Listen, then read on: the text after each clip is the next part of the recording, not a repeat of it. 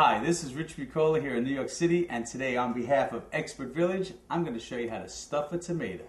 Alright, cost. Tomatoes this time of year can be different prices. I went with a good tomato, $2.99 a pound. I bought like 6 tomatoes, used 2 tomatoes for something else, used 4 for this. Get cheap tomatoes, it will be cheaper. But the whole meal, you can make literally 8 to 10 stuffed tomatoes, $20 or less. There's really nothing expensive except the ricotta cheese. Everything else you should have. If you've been following my cooking here on Expert Village, I know you should always have olive oil. These are things a must. Parmesan cheese. But if you had to go out and make 8 to 10 of these from scratch, $20 or less.